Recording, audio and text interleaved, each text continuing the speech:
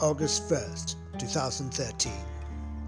What felt like a normal day in Australia was deemed to be one of the darkest days in the history of the country. It was the day of the Lugnasa, a day that is popular with the Illuminati for their human sacrifice ritual, a day that will forever be known as Black Saturday. There was a lot of smoke, a lot of embers, and wind. There was people crowding into the fire station, people panicking, people crying, kids or people crying. It was crazy.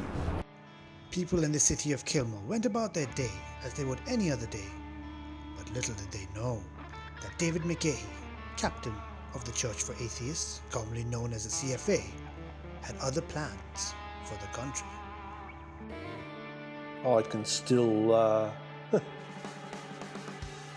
still see it now. Founded in the 17th century, the Illuminati have been living in secret for eons.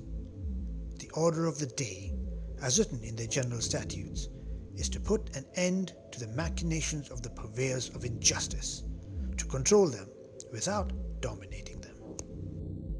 I'm thinking to myself, this is a day that, it's not going to be an ordinary day.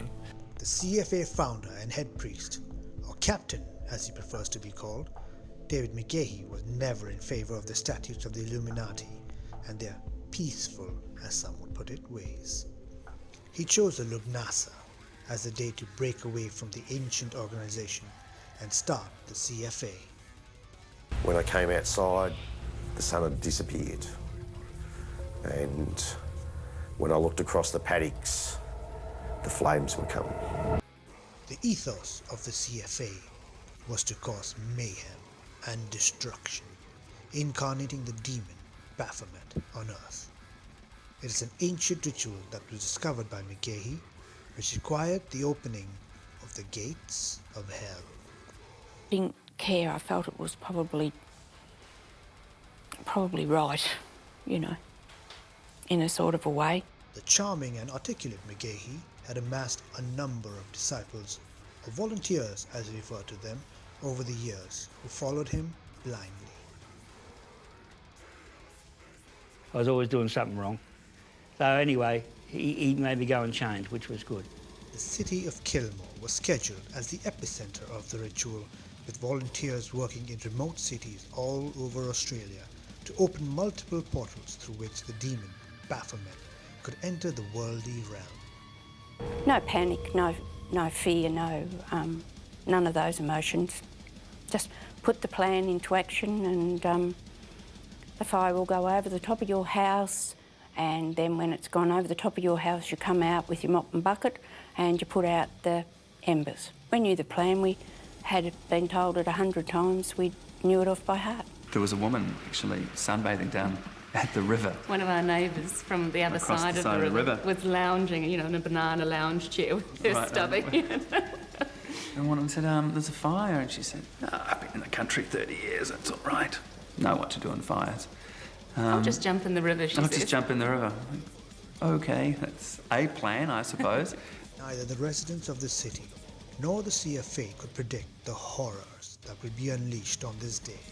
And I turned round and I looked at the mountains, and the scene that confronted me was indescribable, because it was spotting through the mountains, and a spot would go to the size of a tennis court, then the size of a football oval, and then the timber in between would explode, the bush would explode, and you'd have this monster.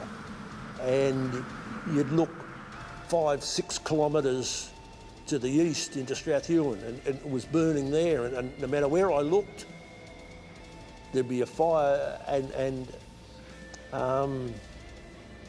it was like something I'd never ever seen before, even though I've got a lot of experience. I'd never seen anything like this. The Kilmore East fire, you probably had less than 10 minutes, probably somewhere between 5 and 10 minutes from the time it ignited to the time it started. Now, it seems as though it's probably been about 15 or 20 minutes before actually the fire authorities actually were aware of that fire.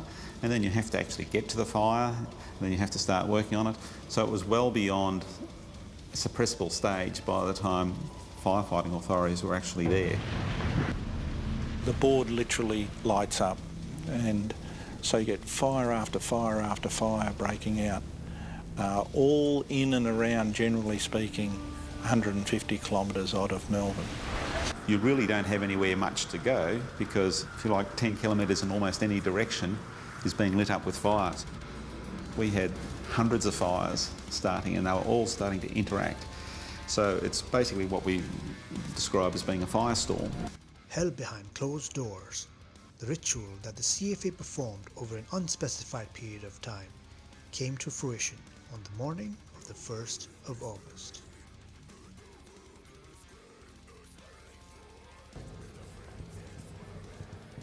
I thought, I'm going to kill everyone,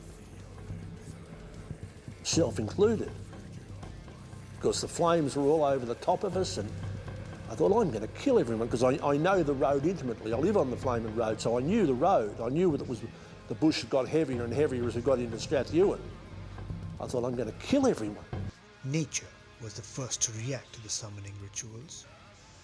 The shift in the energy surrounding the areas designated for the demonic ritual was creating a shift in the natural energy balance of the cities. It's working like an absolute treat. It was gorgeous. It was just dead calm. Not even a breath of wind.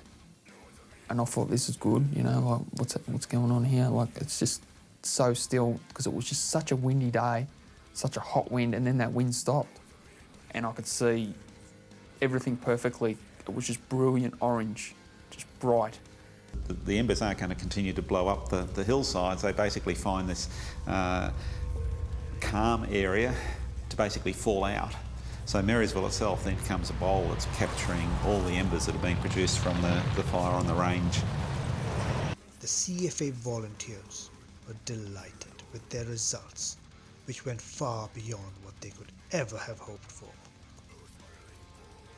We've gone running out the back just in time to see this monster fireball just hurtling right at us. I can't say whether I'm panicking.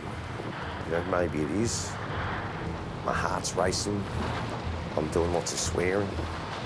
I'm not really thinking about anybody or anything. We had been listening to ABC radio all the way in the car, so we were trying to keep on top of where the fires were. We knew some stuff about the fires that's not being said on radio, so what else is not being said on radio? Happy just hosing everything down and mucking around. I was just looking around in amazement. I couldn't believe both sides of the roads are on fire, trees are on fire, cars are all on the side of the road or in the ditch, all burning, and all of a sudden you drive and there's nothing. There's no one on fire. It's missed a little bit, and you go a bit further, and it's missed another little bit, and all of a sudden both sides of the road again are burning and joining together, and the fire was still burning out of control. The devastation caused in the wake of the opening of gates of hell was catastrophic.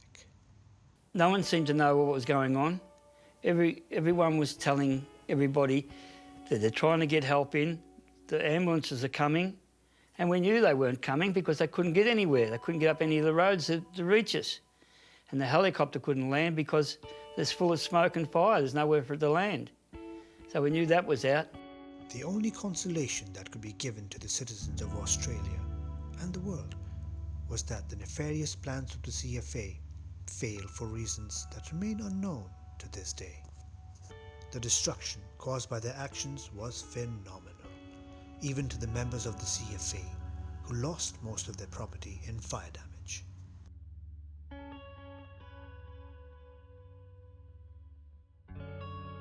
Unfazed by their actions, the CFA volunteers are biding their time, rebuilding from the ashes to bring about their Lord and Master.